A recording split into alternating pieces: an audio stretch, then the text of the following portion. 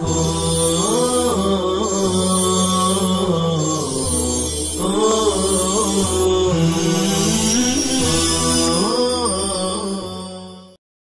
الرحیم الحمدللہ رب العالمین الحمدللہ حمدا کثیرا طیبا مبارکا فیہ سبحانک لا علم لنا الا ما علمتنا انک انت العلیم الحکیم وصلی اللہ وسلم علی نبینا محمد وعلی آلہ واصحابہ وبارک وسلم تسلیما کثیرا کثیرا. بسم اللہ الرحمن الرحیم. قال ومن باع عبدا وأحدهما بالخيار ففطرته على من يصير له. معناه أنه إذا مر يوم الفطر والخيار باق. وقال زفر على من له الخيار لأن الولاية له. وقال الشافعي على من له الملك لأنه من وظائفه كالنفقة. ولنا أن الملك موقوف لأنه لو رد يعود إلى ملك البائع. ولو أجيز يثبت الملك للمشتري من وقت العقد فيتوقف ما يبتني عليه بخلاف النفقة لأنها للحاجة الناجزة فلا تقبل التوقف. وزكاة التجارة على هذا الخلاف. فرماتے ہیں کہ جس نے کوئی غلام فروخت کیا اور متعاقدین میں سے کسی ایک کو اختیار ہو تو اس غلام کا صدقہ فطر اس شخص پر واجب ہوگا جس کا وہ غلام ہوگا. اس کا مطلب یہ ہے کہ جب فطر کا دن گزر جائے اور خیار باقی ہو. امام ظفر رحمۃ اللہ علیہ فرماتے ہیں کہ اس کا صدقہ فطر اس شخص پر واجب ہوگا جسے خیار حاصل ہے، اس لیے کہ ولایت بھی اسی کو حاصل ہے. امام شافعی رحمہ اللہ تعالی فرماتے ہیں کہ اس شخص پر واجب ہوگا جسے ملکیت حاصل ہو، کیونکہ نفقے کی طرح وجوب فطرہ بھی ملک کے وظائف میں سے ہے. ہماری دلیل یہ ہے کہ ملکیت موقوف ہے، کیونکہ اگر بے رد کر دی گئی تو وہ غلام بائع کی ملکیت میں لوٹ جائے گا، اور اگر بے نافذ کر دی گئی تو وقت عقد ہی سے مشتری کے لیے ملکیت ثابت ہوگی. لہذا جو چیز ملکیت پر مبنی ہے وہ بھی موقوف رہے گی، برخلاف نفقہ کے، کیونکہ نفقہ فوری ضرورت کے لیے ہے، لہذا وہ توقف قبول نہیں کرے گا.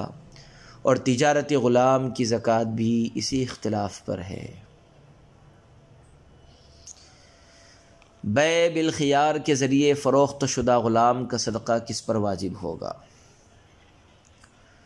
عزیز طلبہ کرام، صورت مسئلہ یہ ہے کہ ایک شخص نے کوئی غلام فروخت کیا اور متعاقدین یعنی بائع اور مشتری میں سے کسی نے اپنے لیے خیار کی شرط لگا لی، اور ایام خیار ہی میں عید کا دن گزر گیا تو اب اس فروخت شدہ غلام کا صدقہ فطر کس پر واجب ہوگا؟ اس سلسلے میں ہمارا مسلک تو یہ ہے کہ جس کا غلام ہوگا اسی پر اس کا صدقہ فطر بھی واجب ہوگا.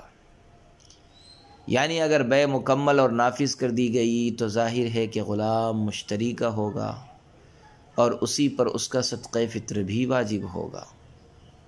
اور اگر بیع رد کر دی گئی تو اس صورت میں بائع پر غلام کا صدقہ فطر واجب ہوگا، کیونکہ وہ غلام اسی کی ملکیت میں لوٹ جائے گا. امام ظفر رحمہ اللہ تعالی فرماتے ہیں کہ صورت مسئلہ میں جس کے لیے خیار ثابت ہوگا اسی پر غلام کا صدقہ فطر بھی واجب ہوگا، کیونکہ صدقہ فطر کے وجوب کا سبب کامل ولایت اور مؤنت ہے، اور ولایت یہاں من لہ الخیار ہی کو حاصل ہے.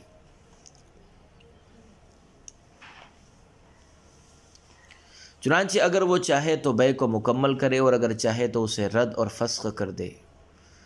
اور اجازت و فسخ کے اختیار کا حاصل ہونا من لہ الخیار کے لیے حصول ولایت کے سبب سے بڑی دلیل ہے، حصول ولایت کی سب سے بڑی دلیل ہے.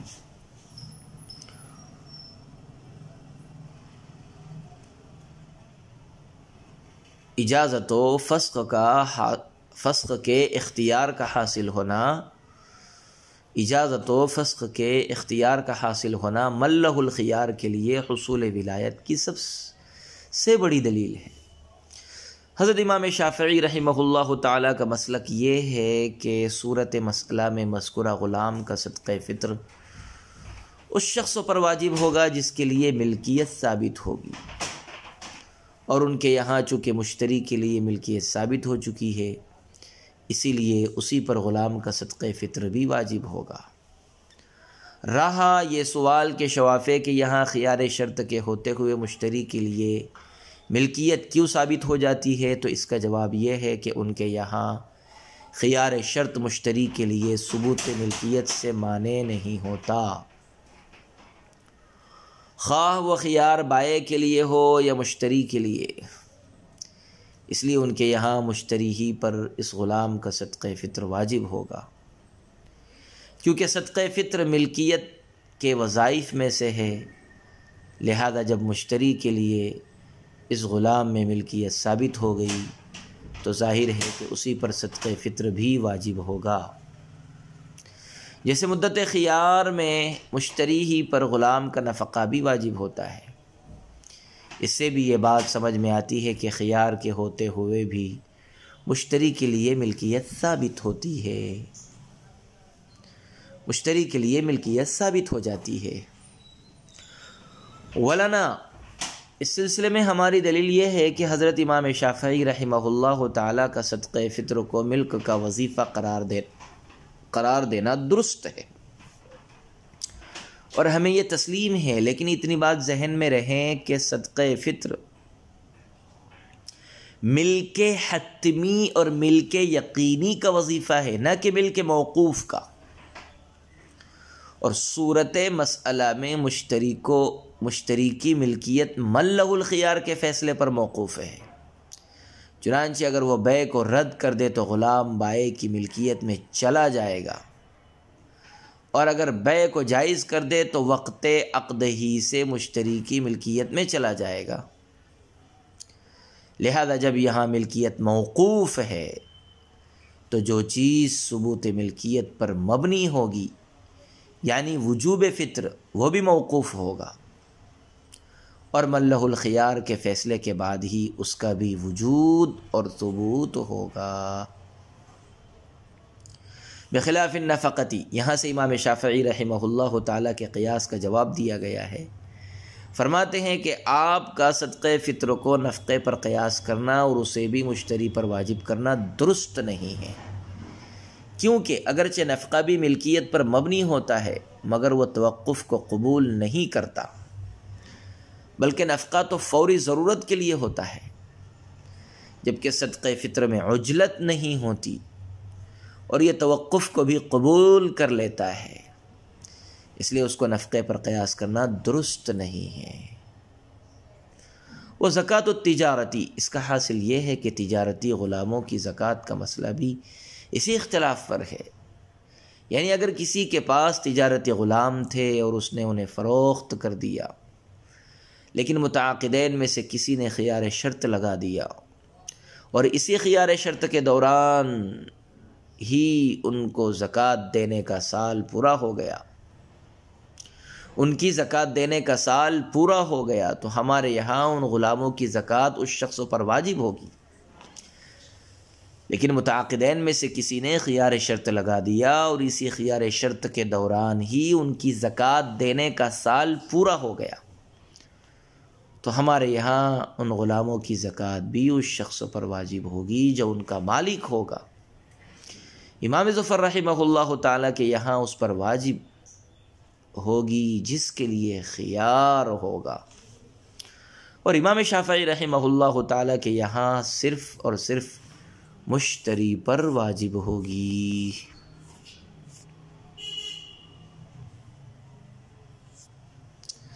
فصل فی مقدار الواجب ووقته، یہ فصل مقدار واجب، صدقہ فطر کی مقدار واجب اور اس کے وقت کے بیان میں ہے۔ صاحب کتاب صدقہ فطر کے وجوب اور اس کی شرائط کے بیان سے فارغ ہو گئے، تو اب یہاں سے صدقہ فطر کی مقدار اور اس کے وقت کے متعلق گفتگو کریں گے۔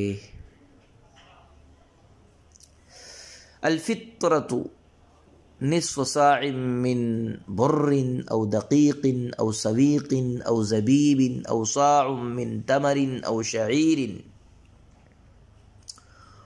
وقال الزبیب بمنزلة الشعیر وهو روایۃ عن ابی حنیفۃ، والاول روایۃ الجامع الصغیر، وقال الشافعی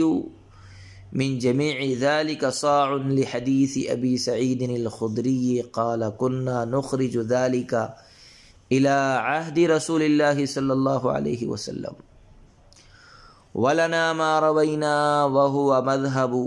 جماعة من الصحابة وفيهم الخلفاء الراشدون رضوان الله عليهم، وما رواه محمول على الزيادة تطوعا، وَلَهُمَا فِي الزَّبِيبِ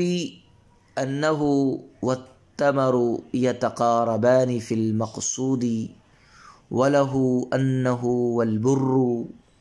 يَتَقَارَبَانِ فِي الْمَعْنَى لِأَنَّهُ يُوكَلُ كُلُّ واحد مِّنْهُمَا بِجَمِيعِ أَجْزَائِهِ وَيُلْقَى مِنَ التَّمَرِ النَّوَاةُ وَمِنَ الشَّعِيرِ النُّخَالَةُ، وبهذا ظهر التفاوت بين البر والتمر۔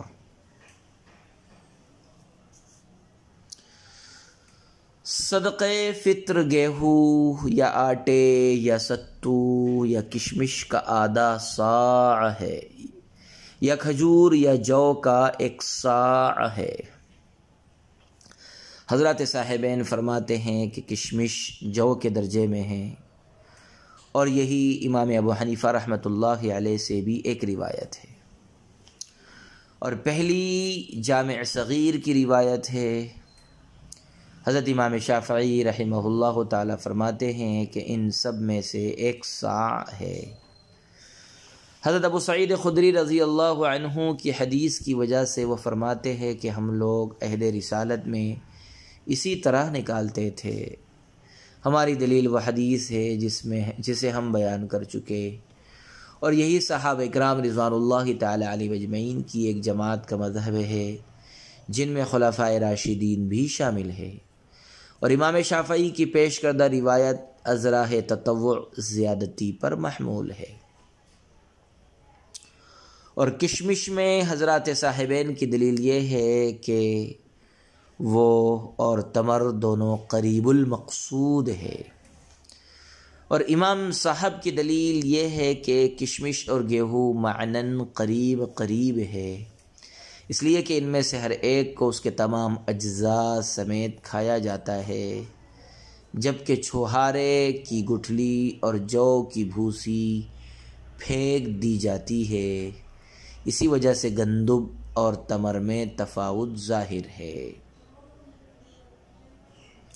ومراده من الدقيق والسويق ما يتخذ من البر، اما دقيق الشعير كالشعير والاولى ان يراعى فيهما القدر والقيمة احتياطا، وان نص على الدقيق في بعض الاخبار ولم يبين ذلك في الكتاب اعتبارا للغالب، والخبز يعتبر فيه القيمة هو الصحيح، ثم يعتبر نصف صاع من بر وزنا فيما يروى عن ابي حنيفة وعن محمد انه يعتبر كيلا، والدقيق اولى من البر والدراهم اولى من الدقيق فيما يروى عن ابي يوسف رحمه الله تعالى، وهو اختيار الفقيه ابي جعفر لانه ادفع للحاجة واعجل به، وعن ابي بكر الاعمش تفضيل الحنطة لأنه أبعد من الخلاف إذ في الدقيق والقيمة خلاف الشافعي رحمه الله تعالی۔ اور آٹے اور ستو سے امام قدوری کی مراد وہ آٹا اور ستو ہے جو گیہوں سے بنایا جاتا ہے، رہا جو کا آٹا تو وہ جو ہی کی طرح ہے، اور بہتر یہ ہے کہ آٹے اور ستو میں احتیاطاً وزن اور قیمت دونوں کی رعایت کی جائے، اگرچہ بعض احادیث میں آٹے پر ہی نص وارد ہوئی ہے، اور امام محمد رحمہ اللہ تعالی نے اسے کتاب جامع صغیر میں غالب پر قیاس کرتے ہوئے بیان نہیں کیا، اور روٹی میں قیمت معتبر ہے، یہی صحیح ہے۔ پھر امام ابو حنیفہ رحمہ اللہ تعالی سے مروی روایت کے مطابق وزن کے اعتبار سے آٹے کا نصف صاع معتبر ہے، اور امام محمد سے مروی ہے کہ وہ کیل کے اعتبار سے معتبر ہے، اور گندم کا آٹا گندم سے بہتر ہے، اور امام ابو یوسف سے مروی روایت کے مطابق درہم آٹے سے بھی زیادہ بہتر ہے،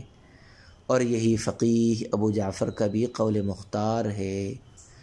کیونکہ یہ حاجت کو زیادہ اور جلدی دور کرنے والا ہے۔ اور ابو بکر ابن عمش سے گندم کی فضیلت مروی ہے، کیونکہ یہ اختلاف سے بہت دور ہے، اس لیے کہ آٹے اور قیمت میں امام شافعی کا اختلاف ہے۔ عزیز طلبہ کرام، صدقہ فطر کی مقدار واجب کا بیان۔